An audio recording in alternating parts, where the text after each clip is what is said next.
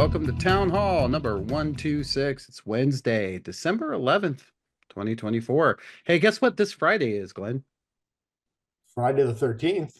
It is Friday the 13th.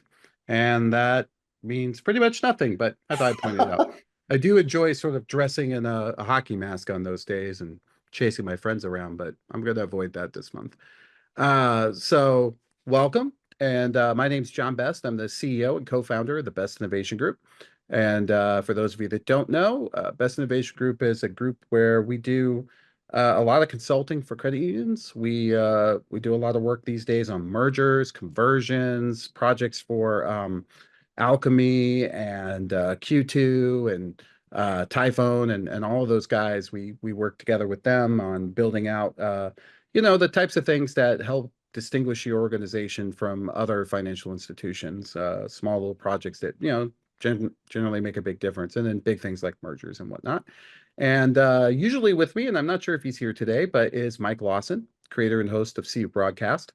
And Mike is, if you're not listening to what Mike does, and if you haven't been out to see a broadcast, you've been living under a rock. He is on top of all this stuff, but I know he's just kind of getting back from traveling around the world and being part of this season of conferences, which I think has gone pretty well. I feel like I don't know, Glenn, basically based on your conference experience this year, I feel like this is the first year that's really fully been back from COVID. I feel like 21 was still a little bit, 22 was still a little bit, and now I just feel like everything's back to normal with regards to that. But um, so when Mike's here, he's always helping us out. And let's go to the next slide.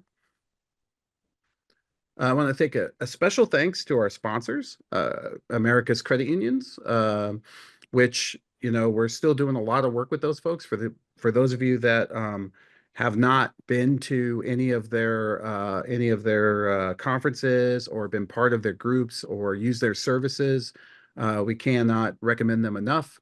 Especially if you're new to the industry, but even if you're not, as for those of you that know, it's more than just a conference. It's the most important thing is it's a place where you can go and find other people who are doing the same things that you are, who are facing the same difficulties, who are seeking the same solutions.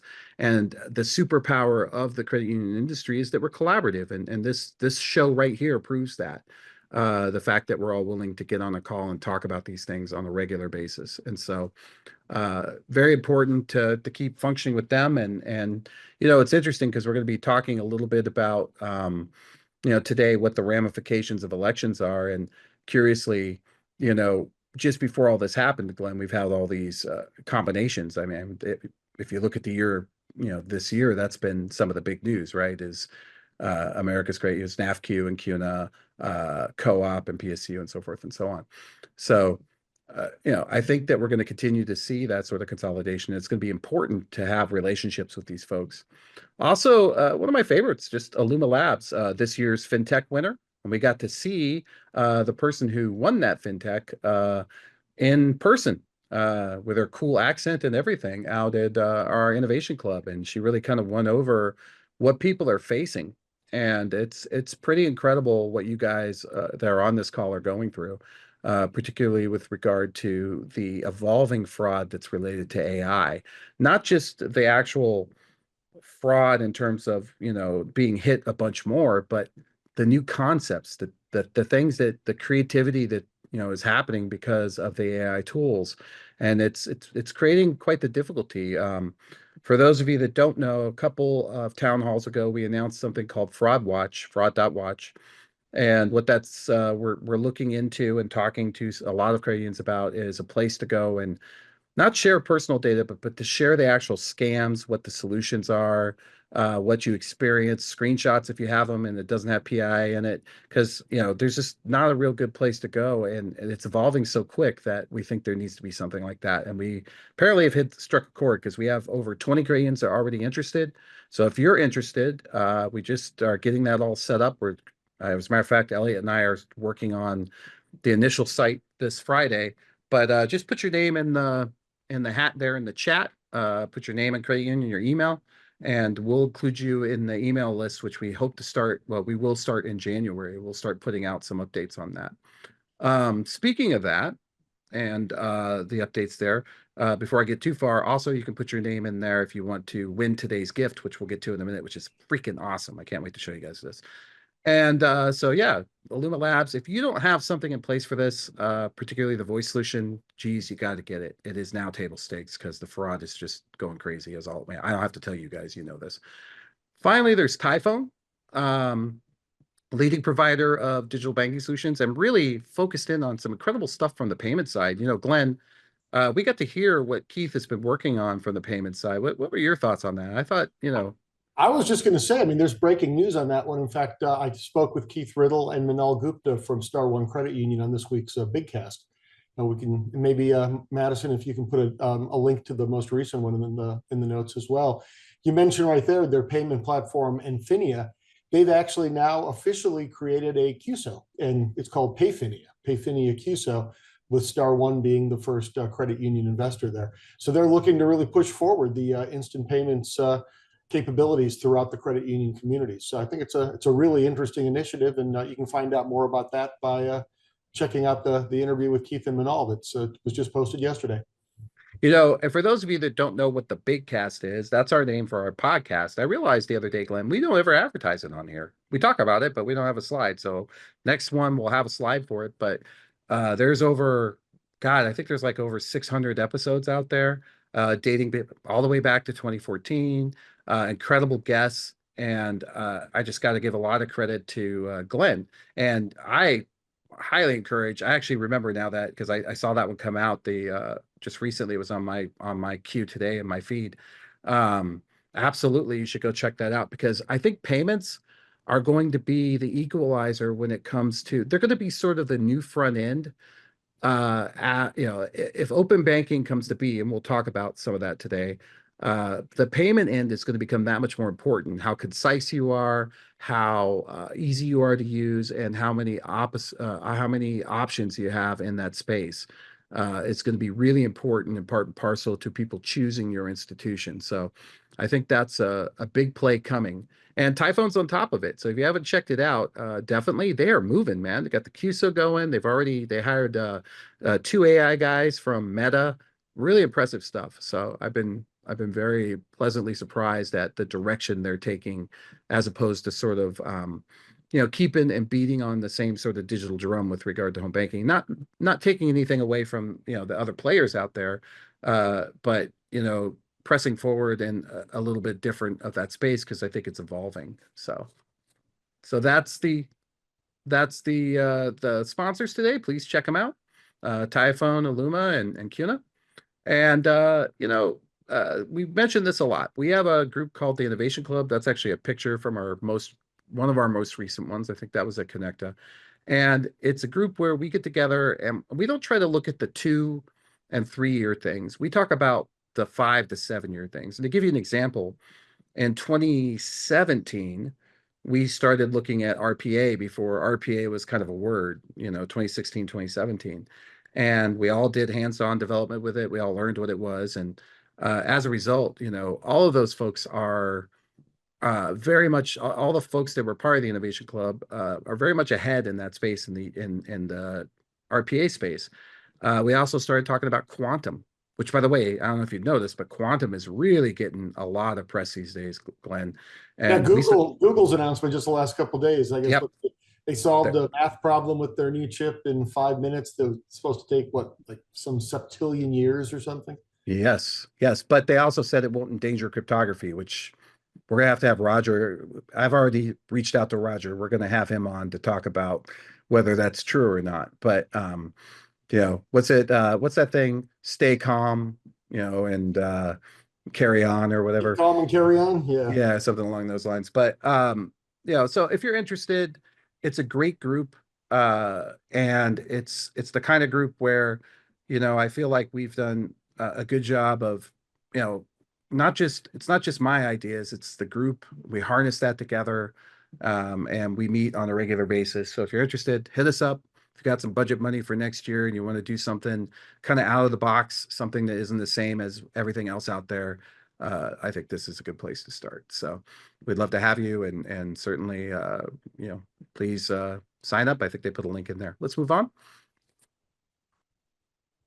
today's giveaway, this is what I was saying, the Plod AI Note Pen. So this thing is interesting. I have an idea for this too, because I can't afford one of these. I tried to get them to give me one and they said no. So I was thinking about just hanging my iPad around my neck, Glenn.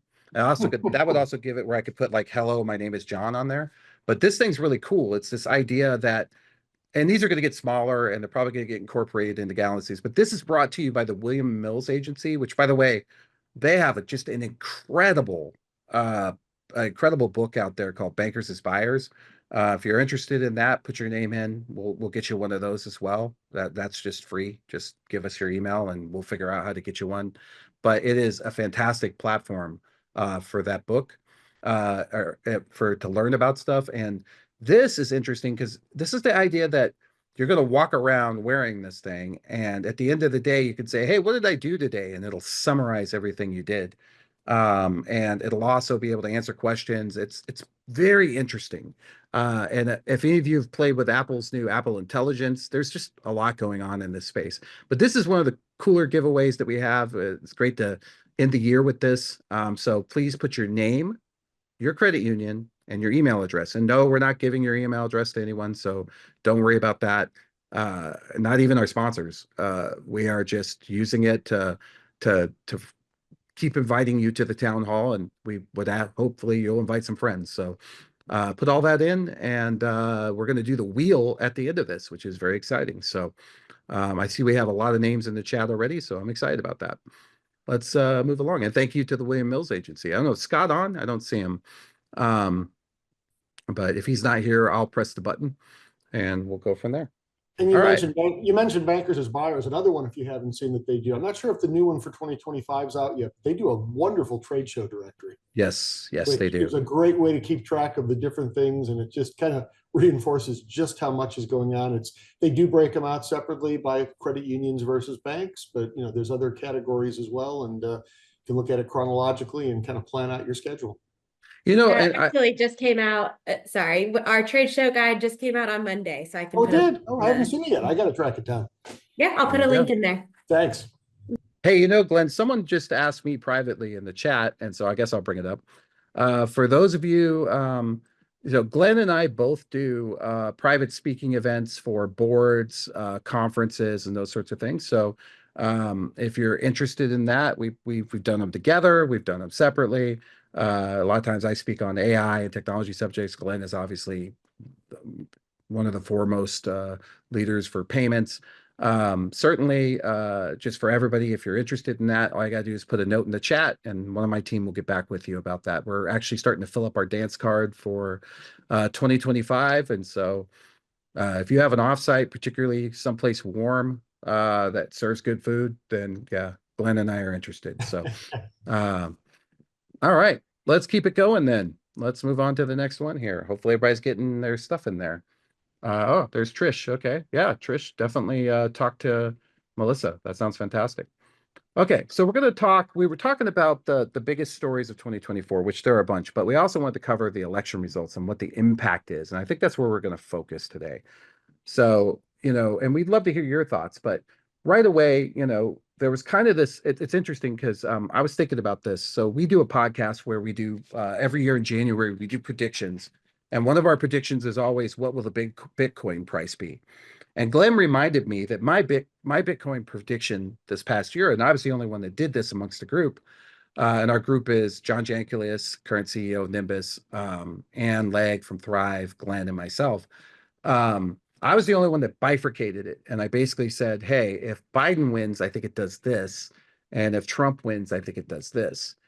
And I was right about what would happen if Trump won. And I was right. And actually, I was I maybe wasn't aggressive enough, because I think I said like 85 to 90. And you had 80 to 85. And I think at the time I was like, are you nuts? Yeah, you did tell me I was nuts if you go back and listen. You tell me that every year, though. So, and I've been right, 3 years in a row or 4 years or something like that? Closer than the rest of us, that's for sure. So with that in mind, we were trying to sort of think through what are the ramifications of the new administration with regards to a lot of stuff, with regards to AI regulation, with regards to open banking regulation, with regards to the CFPB. what does this look like and what are the impacts on the credit space? And so Glenn, I was going to kind of lead off with you, but we talked about the credit industry, the fintech industry, and crypto. Those are the three we were kind of focusing in on. And I do think some of the bigger stories of the year also reflect that as well. But how do you want to sort of frame this, Glenn? How do you want to start off this? Well, first off, elections have consequences. I think, people have said that before, and I think we all know, I don't think it takes any rocket scientist to tell that regulation will probably be eased. Now, exactly what form that takes and exactly how much it can be eased and how quickly is a separate question. Is it, to what extent is it an unwinding? Is it a redefinition? I saw Elizabeth Osborne's name that came through in the chat.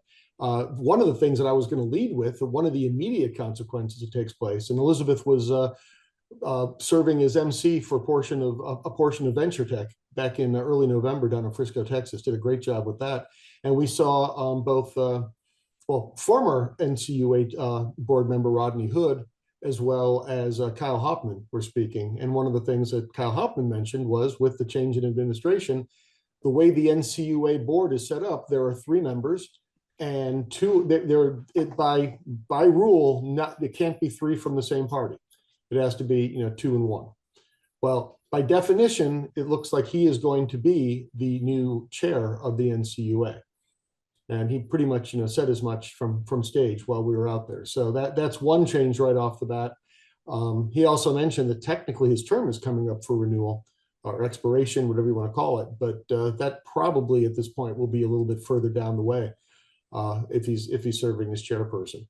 So I think that'll, in terms of who sets the agenda, Todd Harper will still be on the board, as well as Tanya Otsuka, who just started her board tenure this past year. But the person setting the agenda will be Kyle Hoffman, who will be the one Republican appointed member of the board for now. So I mean that's the first tangible one. I think, we've already seen, and this may be a way to transition over to crypto, John, is, the SEC is going to have a new head. And yeah, and that's been one of the big challenges. And that was a rallying cry that I know that was one of the campaign promises that Donald Trump was making, because, Gary Gensler at the head of the SEC had become kind of the level of, what Gary Gensler was to crypto was what Elizabeth Warren is to a lot of the rest of the banking industry.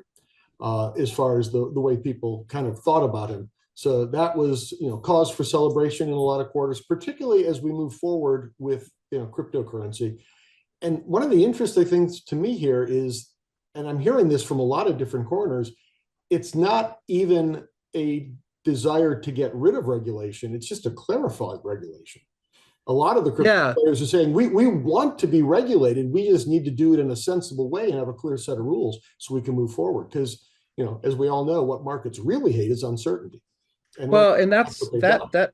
I read an article, and I'm going to throw this to Lou here in a minute because he has a lot of points on this he mentioned. But I read an article in the Financial Times that talked about a race to the bottom, that we have been holding the line on a lot of this regulation. And now once we start to deregulate, that loosens things up, which, has a lot of different impact. One of which, the positive impact is theoretically people will be more empowered to try different things, to do things that maybe they wouldn't have been able to do because of regulation.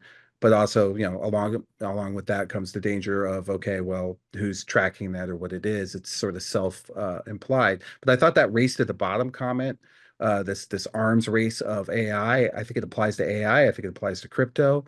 I think it applies to financial instruments. And so I'm just, I think that was an interesting article that we've set off this race to the bottom, if you will. But Lou, what are your thoughts? I know you have a lot of thoughts there. Is it snowing where you're at in Florida? It looks like it. So in St. Pete, Florida, no, we had a storm come through. So I have one too. I'm speaking at CEO Summit this week, Friday.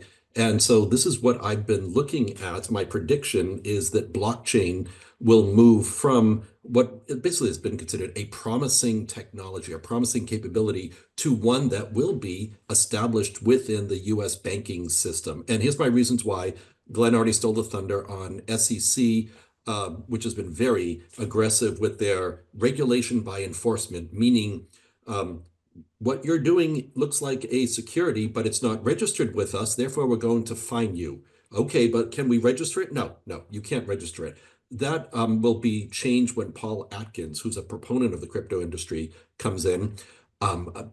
Along the same, maybe not as big, but Janet Yellen is the outgoing Secretary of the Treasury. She has said the purpose of crypto, best case is speculation. More likely it's used to, quote, launder the profits of online drug traffickers, human traffickers, and terrorism.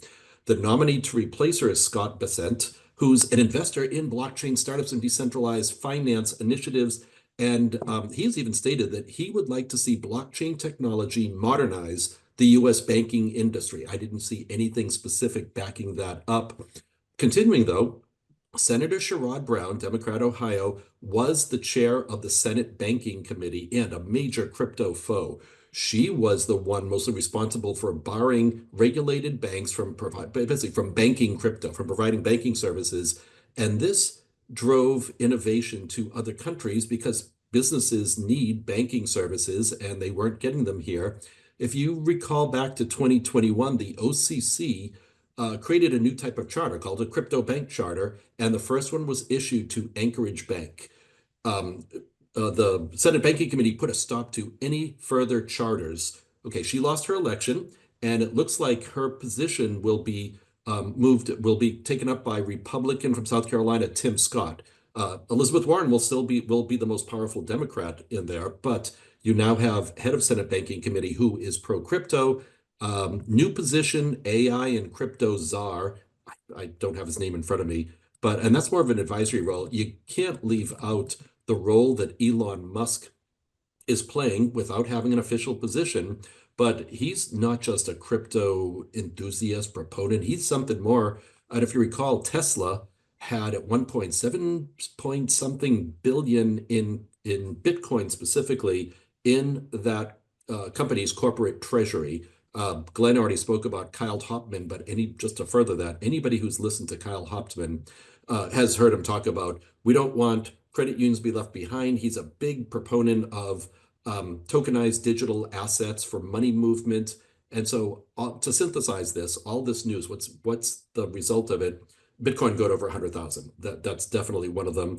The establishment of a crypto regulatory framework, which has been batted about and like put aside. I think we will, no, not I think. I'm predicting we will see this, followed immediately by the end of debanking of blockchain companies, which the Senate Banking Committee has done, which has kept the crypto industry from basically evolving and innovating. And then we'll start to see blockchain being used for money movement and especially cross-border, which is so ripe for that. And then we'll start to see things like real-world assets be represented by tokens on a blockchain, auto titles and property titles. That's my intro to why I think blockchain will move into the banking industry in a real notable manner. I think I have some evidence to support that as well. Glenn, go ahead. I'll be quick though, but so, I think you're right. When you look at Bitcoin, it's more like a security. I think of it like gold or silver or something. It's just how it worked out.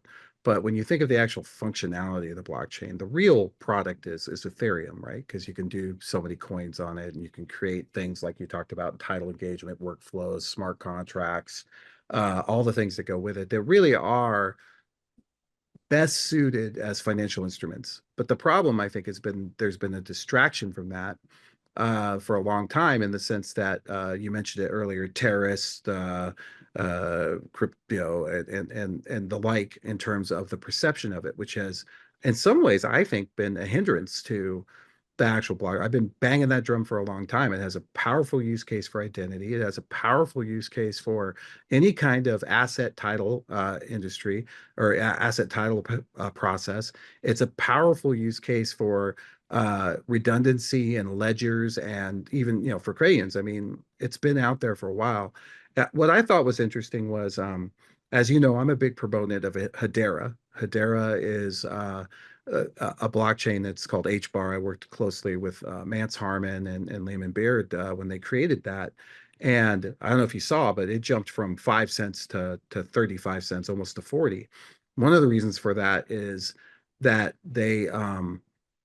one of their people that's on that committee that's part of their company is, I think, moving into that same area that you were talking about, Lou, not the czar, but somewhere in that space where they've tapped one of them to be leadership in that space. And I think that represents the other significant problem with blockchain, which is speed, time to consensus, which I think is all overcomable, or can be overcome with technology today. It's just not been, I think, pursued because of regulations and the perception of the danger. So I'm right on track with you there, Leo. I think that this does open those doors. Go ahead, Glenn. Sorry. Yeah, but there are a couple of things that you mentioned that you kind of opened the door on, Lou, that I wanted to follow up on. One, when you mentioned Sherrod Brown, I hadn't connected the dots on this before, but Tanya Otsuka, the most recent appointee that's on the NCUA board, actually used to serve on his staff. So if you assume that that means that Tanya's got a similar mindset to Sherrod, you do have that, concern around crypto, and you still do have two, Democratic appointees, but so exactly how that on the plays out. NCUA, you're On the specifically referring NCUA to. board, right? Yeah, I think That was the another bigger point. picture will be the banking industry kind of as Yes, a whole agreed. adopting blockchain. Yep. Agreed. I'm just thinking, that was one of the other points that Kyle Hoffman made at Venture Tech was, so much of what we hear about this, disagreement, in the media is performative.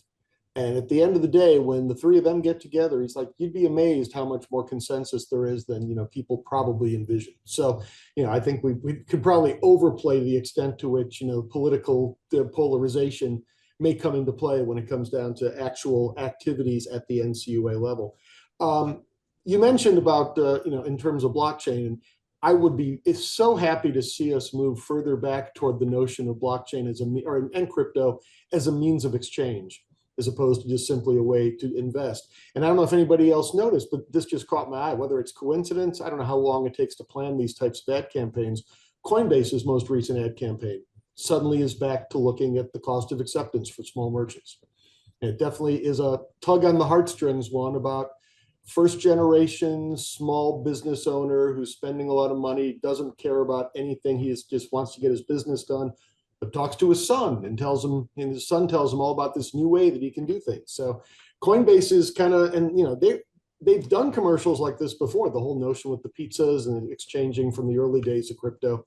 But the fact that that's getting back into the mass market kind of messaging, I find interesting. And then finally, there was a really interesting article in the Wall Street Journal right around, and the point that was being made, I thought was a really interesting one that I had not thought of. The point that we keep looking at crypto and basically metering it based on the Bitcoin run-up.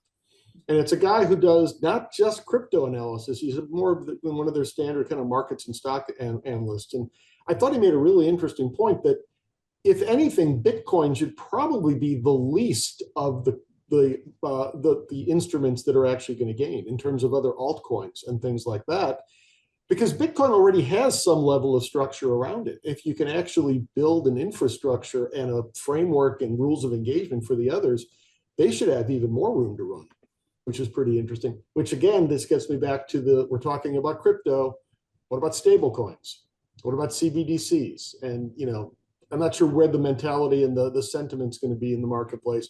I was just at a conference this week and I was just amazed that somebody still stood up and said, will the Federal Reserve finally come clean about what they're doing about CBDCs? Well, they're kind of clean because they're not doing anything on CBDCs, but that message is still out there among the zealots. Yeah, there's conspiracy theories that's been happening in the background. That's one of those things I love to do. But I want to ask a question to the two of you and anyone else that's willing to or talk about it. But so, crypto companies that do that sort of thing are really fintechs in a way. A lot of them. There's a lot of overlap in fintech companies and blockchain, because there's a lot of use case there.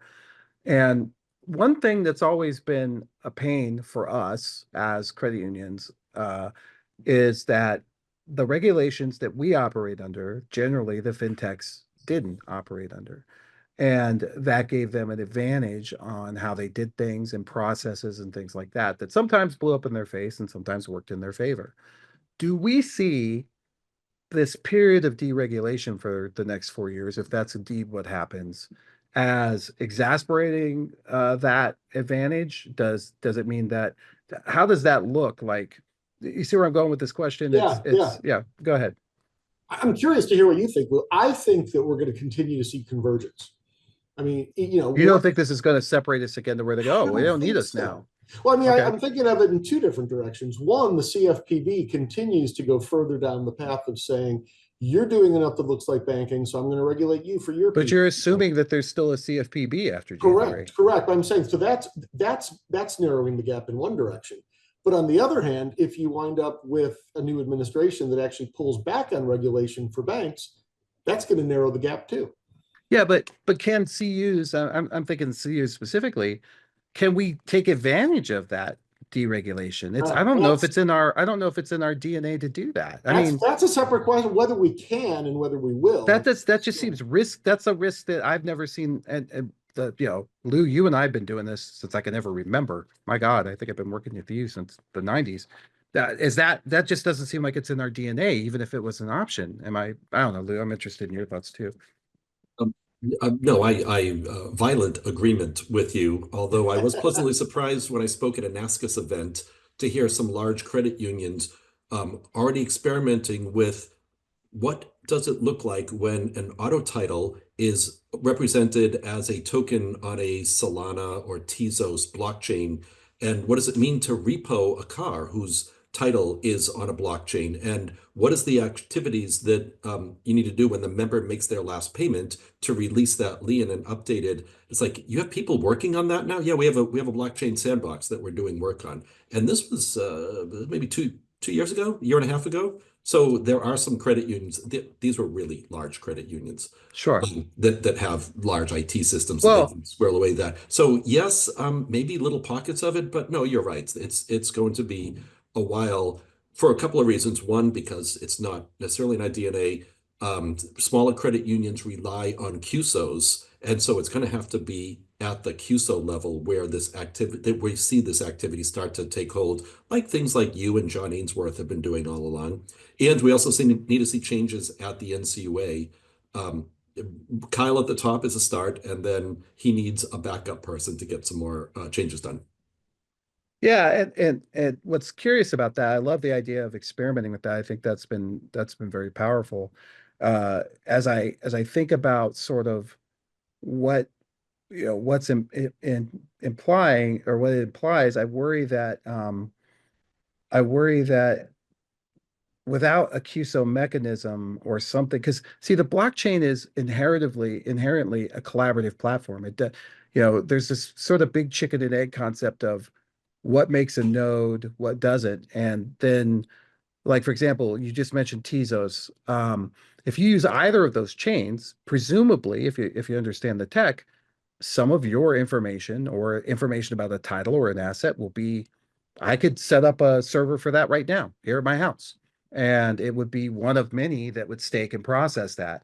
And so I think some of the things that got kicked down the road in terms of permissionless, permissioned security, all of those things are going to come back around as discussion points again, as people start to look at it again. And I still believe, and I'll take this to my grave, and I want to speak to your repo here in a minute, so don't let me forget about that. But I still believe wholeheartedly that there is a blockchain solution for the entire credit union industry that could be so incredibly powerful, that could enable sharing liquidity, could enable participation loans at a level that no one's ever seen before, could enable information sharing and research, R&D. But that was the vision John Ainsworth and I had. But let me get back to your to your point that I really liked that you just said, the repo. Yeah, Yep. so that future is the way that's going to happen is shortly, once the autonomous cars really take hold and everything's EV, and God, I just see more and more of them on the road. It's just going to be, you get in every month. If you haven't paid your payment, you better pay it on the cell phone. Otherwise, the car's just going to phone home and drive home. It repos itself.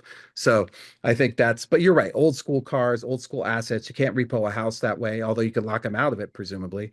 I think there's a lot of tech to come in that space that's going to be very, very interesting. And I think it's going to get accelerated. I mean, I still think that AI as a concept, by the way, I believe AI to be a great equalizer for the blockchain space, because what it's going to do is it's going to allow folks who heretofore couldn't really develop in that space, because it's a really difficult space to develop in. We do not create a lot of cryptography experts in general in the United States. It appears, from my perspective and the folks I've worked with, most of them are overseas. And so, but having AI to help us with those solutions could help us, I think, gain that traction and educate us as well as enable us to take advantage of those solutions.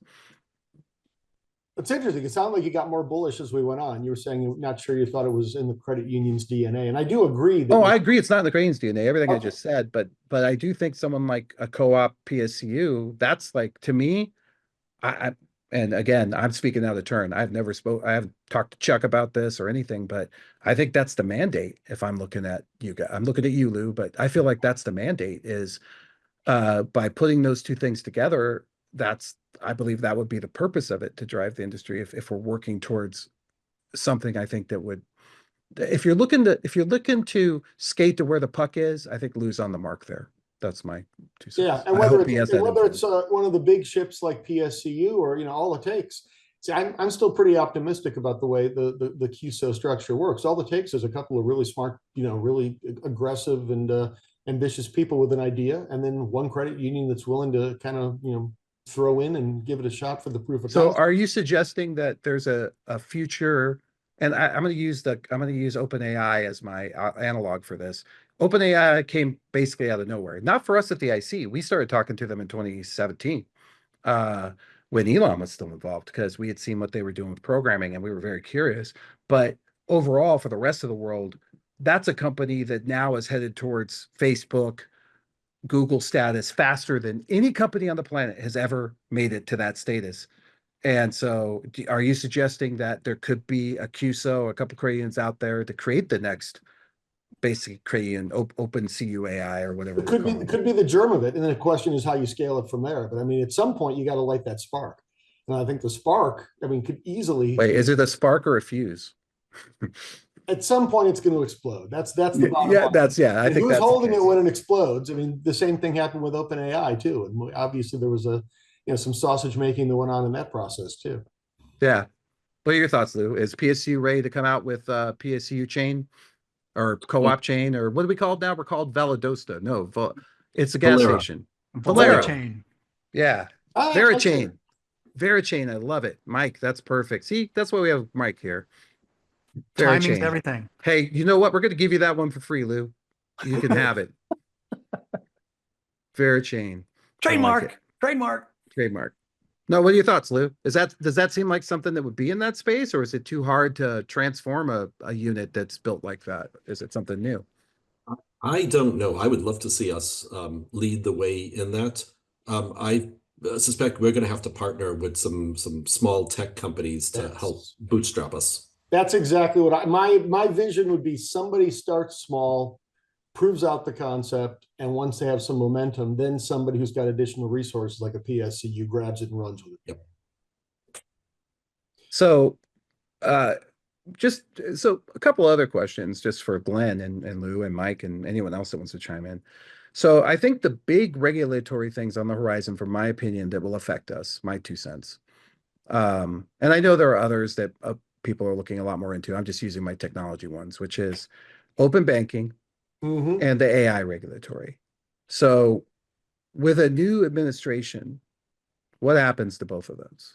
Do they continue forward? Are they more relaxed? What do you think? My view is that open banking continues at its current pace. I don't see a lot of change in course. I mean, if you actually listen to some of the things, if you think about open banking's premise, there really isn't anything that it doesn't feel to me like a partisan issue. And given how far we are down the path, and given that the market kind of has been doing this faster than the rulemaking has anyway, I don't see any reason to think that there's going to be any change in course on open banking. Please, anybody else, please disagree. Well, Trish, you just mentioned that Mark Calabria will be the new CFP BIM director. Can you speak to that for a second? Yeah, I'm not an expert, but I think you're in a on meeting. She's I'm not on mute, right? Anybody hear She's Trish? there. We can hear you. Yeah. Okay. Yep. Can you hear me? Yes. I can hear Yeah, you. I'm not an expert, but I was in a meeting the other day. And one of our association partners had mentioned that he is kind kind of slated to be the next CFPB director. And so my understanding is the 21st, they'll remove Chopra and they'll put Calabria in. He was the past director during Trump's first administration of the FHFA. So, I'm not, I don't have an agenda. I don't have, much more than that, but I do, that's my understanding is he's the next CFPB director, and it will Was happen that, pretty wait, what was quickly. FHA? Was that Future Farmers of America? What is FHA? No, housing. Housing. Okay. Yeah, yeah, yeah. yeah. Well, I thought what's his name was in charge of that. The guy, the surgeon, the brain surgeon, Carson? Ben. Yeah, Oh, but Ben Carson? coming back to what you just said. I So don't is think he? I don't think Long he time lasted ago. the whole term though. Yeah. I think it was the first Trump administration. He was in charge of that. There's only been one First- that I'm aware of. We Yes. got a second one coming, right? Or did I miss one? I might have missed one. It felt like But- 10, to be honest with you. But I could- mean, we have, I don't, again, even as far as the CFPB goes, I would think, Kathy Kreninger was in charge during the first Trump term. And I'm not sure if I'd expect much, unless there's, the Doge committee, has made comments that, if, So everybody needs to know let's talk about the Doge committee for a minute, so everybody knows. well, Doge is- it's a play on the Doge coin. It's a play on the word Doge, is the which is Department of Department of Government Governmental Efficiency. Efficiencies, but it's based on the Doge coin, Which which is- is and which a it's- joke. That was a joke cryptocurrency that Yeah. someone made. Yeah. And it's Elon and Vivek Ramaswamy that are running that one, and Right. they have very grandiose visions, not only of cutting. Well, they certainly could be Significant someone that facts, could push the but- blockchain idea. I mean, that would be well within their wheelhouse to push that idea. And I mean, one of Um, the things that I think we would all probably agree on this phone is that on this call, and probably throughout the industry, is we have too many different agencies with overlapping. If you think about the Venn diagram of regulation. Because and they can't even agree amongst themselves, witness the SEC and the CFTC in terms of who's going to take control of, dealing with cryptocurrency. They can't even decide who actually has provenance over that. So, Well, and that is that's a moonshot in my. well, let me say, as Lou was talking, as he often does, he inspired me, and here's the way I'm thinking. So let's talk about how things like this have rolled out in this country previously. Let's go back to the interstate, right? So the interstate, the interstates were sort of, created across this country, and they went state by state, and they were federally mandated, and there was work to be done. Same thing with phone lines. They sort of were all privatized, and we had the breakup of the bells, and they all got put together. We're seeing something similar now with toll roads. And if you look at the internet has taken all the way till now to get propagated to some rural areas at a speed that's been valuable. And even phones are still becoming an issue with that regard in terms of coverage on cell. So my opinion, I think, is this is going to follow a modern, I think, to Lou's point, there's no portion of the government that couldn't use a blockchain as a really good, tool for what they do. There's a lot of value in it in privacy, security, and more importantly, decentralization, which is very valuable in a lot of situations, particularly in government situations. And so I'm just wondering, in my head, the way that Lou laid it out, I feel like it'll become something like a department of, like everybody's going to be sort of implementing these versions of it, and it's going to take a long time to create them, to put them in play. Because the other thing, when you mention titles, Lou, right off the bat, the first thing I go to is standards. It's one of those things where, is it the first to get there? Because one thing deregulation is really good at destroying is standards. Because then everybody gets to go and say, well, I'm going to make a title look like this. And someone else says, now I will say, maybe that isn't as important now that we have AI and it's capable of semantic understanding. What I mean by that is, for those of you who are listening, is a lot of work that I used to do was to take an API from, say, a solution, and I'll use an easy one like PSCU. So PSCU has an incredible API that allows you to connect your credit cards into your home banking, and it's card control, all of those things.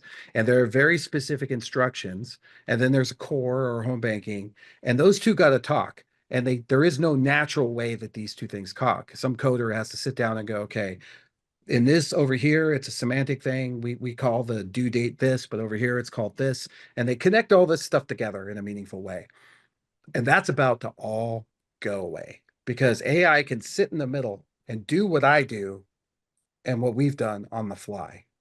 And when that happens, it's going to open up so much more that we ever could conceive of. You think things are going fast now?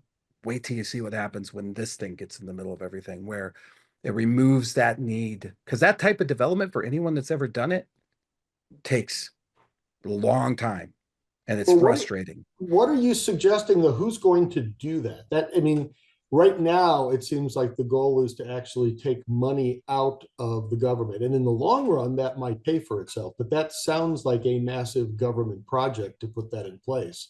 And I don't think that the mentality and or the Oh, I think they'll hire SpaceX and Tesla to do it. They'll outsource it. And also, what does Vivek run? I forget. Ramaswamy. What's his? we got a bingo from Chris. Okay. Yeah, that's what I think. My personal view is, at least in the near term, the entire focus is on. I mean, you could have said the same thing about the reusable rocket with SpaceX, to be honest with you. But that was all done on private money. That's the difference, to me, at least. Well, guess what? It's that time. So does anybody have taxes? Just won't change. Chris has given us a bingo. You want to read Chris's thing? I see that taxes won't change, just whose pocket it winds up in. One more thing, if we can touch on, because we didn't really, I think M&A is going to be the other big piece.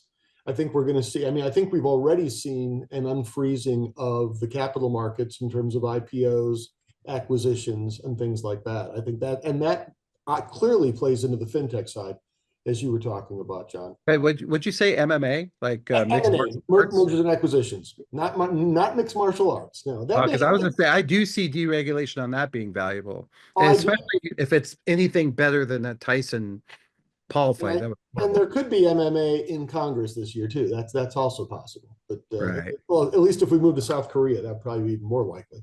They've had a few rounds already in court. But you mean the same South Korea that's under martial law? Exactly. Well, for 6 hours, yeah, exactly. Okay. I mean, that happens. But I do think martial law never hurt anybody. M&A, I think, is probably another one of the immediate effects that we're going to see if we haven't seen it already. And I think, IPO frees up capital. That may be one. Yeah. Does this embolden things like Illinois? What's happening in Illinois? Does that make it that much more likely to happen elsewhere? We'll have enough time to go into all that. That sounds like a podcast. I'd like to invite Lou. That sounds like a prediction one too, as opposed to, I'm not sure that we can necessarily draw it directly. That's state elections as opposed to the federal ones. And Illinois and Pennsylvania didn't flip. So yeah, at the state house level. Yeah. Mike, what say you? Welcome, by the way, Mr. Lawson. Oh, good. I'm glad to arrive tardy and not contribute anything. So no, you said for a Veralink. Valera chain. Yes.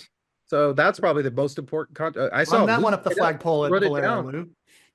What's that? I think you could scribble it on a notepad like a girl who's in love with somebody, where they write your last name. They put or you do. You put the last name on there. He's been like Vera chain, Vera chain, Vera dash chain. Coming up with the ideas. Well, if the URL is available. But Mike, I'd be curious. I'm sure you're hearing a lot about this. I'm sure you're going to interview the new NCUA director soon. Do you have that on the books coming up? Definitely a GAC, but yeah. So, yeah, hopefully get that one first of the year. Is that coming up again? You mentioned the CUNA councils, and I think that was worth mentioning as well. In an election, kind of aftermath of an election, just like this time around, we have a change in House leadership, things like that. The timing of GAC is just about very important. Perfect. Yeah, this is gonna be a big one this year or next year. Rather. March 3rd through 7th, and just curious, how many people are planning on going? Maybe put like a 1 into the chat. Bye, Lou. Well, Lou's got a question. Go ahead, Lou. I got a 1. He's going. He's raising his hand. Yep, attending. That was just a 1. That was his 1. Okay, lots of people are going. Okay. 1. We should have a town hall get together. I think I'm gonna put that together, Glenn. That'd be fun. That's a great idea. Let's live cast it. Let's live cast it. CU 2.0 always has their happy hour. If you're heading out that way, make sure you attend theirs. Well, Glenn, you're buying, so I think it's good. And Lou, well, PSU could buy. We'll be fine. Verichain can buy. Well, all right, let's get to the giveaway. It's time for the wheel. That time of the We got, year. I think, a lot of people in the wheel. Hopefully I gave my group enough time to get them all in there. By the way, this is a well-attended event, so thank you everyone that joined for the final year. Yeah, we got a few people in. Now, before I do, we're giving away something cool. It hangs around your neck. It's AI related. It could possibly lock you out of your house, or based on the new genre of AI movies, horror movies. I saw a lot of things it could do. It could take care of your enemies. If someone posts something that you don't like, you could probably take control of their car and kill them. There's a lot. All Well, right. you're really focusing on the dark stuff. Yeah, if Good you don't put time. your Change your name in life there, for we're the going to get them better. in. Good Get a time. Hey, so chance I I had this missed. thought. I had this thought that I wanted to discuss while we put these names in. Here's my thought, Glenn. So if I made a movie in 1915, before planes existed, true commercial flight, right? If I made a movie about people getting hijacked out of the sky in a plane or hitting turbulence or whatever happens, it wouldn't be all that fearful to anybody, right? Because they don't have the experience of what a plane is.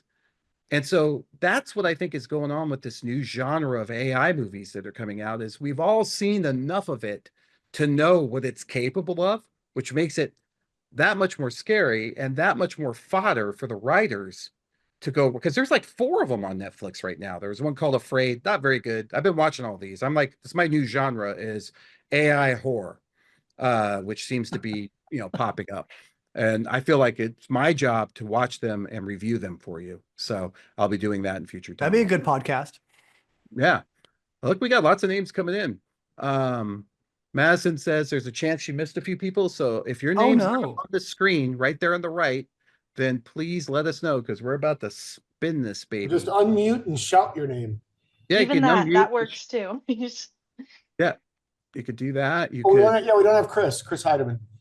Yeah, we were entering names for a few different things, so Yeah. I may have missed a Oh, look, couple. this wheel is the fullest I've ever seen it. Where's Vivek Ramaswamy joined us. Oh my gosh. Is he with us? I didn't see it. Yeah. He's cutting our budget. Glenn, we have no budget. Yeah, It's gonna be our hard to budget cut is, then. our budget's Already been not cut. much. We have this wheel, and that's about it. And I think it was free. All right. Any more names?